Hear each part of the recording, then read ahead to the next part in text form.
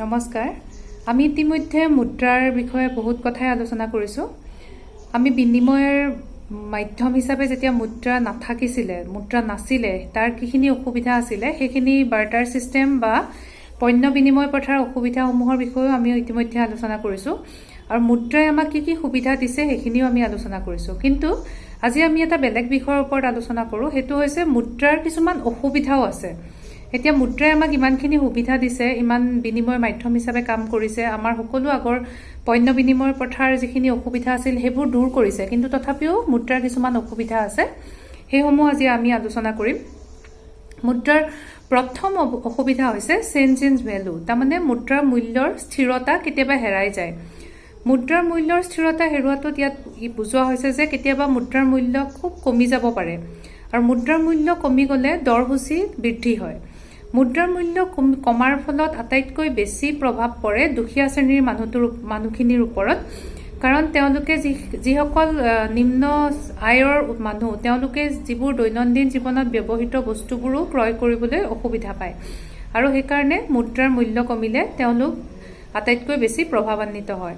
আনহাতে যদি মুদ্ৰাৰ মূল্য বৃদ্ধি হয় তেতিয়াহ'লে কি হয় যে মুদ্ৰাৰ মূল্য যদি বৃদ্ধি হয় তাৰ অৰ্থটো হৈছে যে দৰসূচী কমি যাব লাগিব বস্তুৰ, আৰু দৰসূচী কমিলে তাৰ প্ৰভাৱ পৰে যিসকল উৎপাদকসকল তেওঁলোকৰ ওপৰত, কাৰণ তেওঁলোকৰ উৎপাদনৰ উৎসাহ তেতিয়া নাইকিয়া হৈ যায়, কাৰণ তেওঁলোকে তেওঁলোকৰ বস্তুত উচিত আয় নাপায়।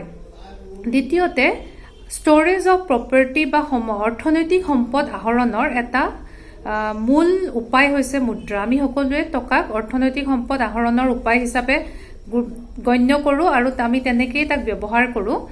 কিন্তু এতিয়া কথা হৈছে যে অৰ্থনৈতিক সম্পদ আহৰণৰ ক্ষেত্ৰত চবেই যেতিয়া নামি যাব, চবেই যেতিয়া ভাল ভাল ঘৰ গাড়ী বা নিজৰ সম্পত্তি আহৰণৰ ক্ষেত্ৰত নামিব, তেতিয়া কি হয় আমাৰ সমাজখনত বৈষম্যৰ সৃষ্টি হয়, ভেদাভেদৰ সৃষ্টি হয়, আৰু উচ্চ শ্ৰেণী নিম্ন শ্ৰেণীৰ মাজত যিটো ব্যৱধান সেই ব্যৱধানটো বৃদ্ধি পায়।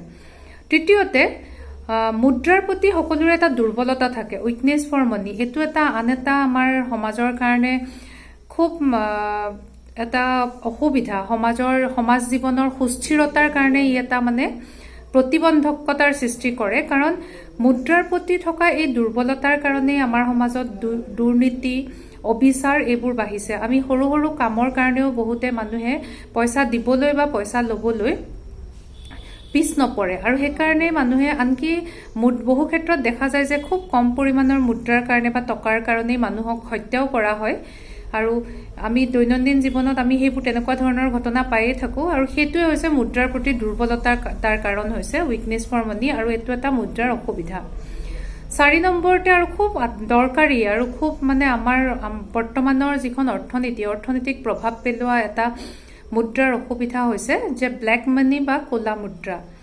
আমি জানো যে ক'লা মুদ্ৰা কি, যে যেতিয়া মানুহে নিজৰ যিমান তেওঁৰ সম্পত্তি বা যিমান আয় তাক যেতিয়া তেওঁ ঢাকি ৰাখিব খোজে, তেতিয়া তাক ব্লেক মুদ্ৰাৰ আহৰণ বুলি কোৱা হয়, বা কৰ ফাঁকি ইয়াৰ এটা উদাহৰণ, যে মানুহে তেওঁৰ আয়ৰ ওপৰত যিহেতু কৰ দিব লাগে সেই কৰখিনি দিব নোখোজে, আৰু সেইকাৰণে তেওঁ কিবা প্ৰকাৰে সেয়া ঢাকিব খোজে।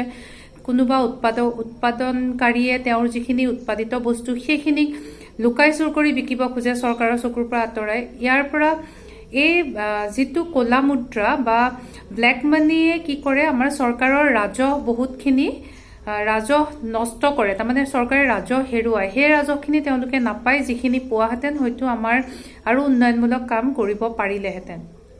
আমি এই 4টা মুদ্ৰাৰ অসুবিধা কি বুলি ক'লে আমি এই 4টা বিষয়ে ক'ব লাগিব, আৰু যিকেইটাৰ অৰ্থনৈতিক খুব গুৰুত্বপূৰ্ণ প্ৰভাৱ।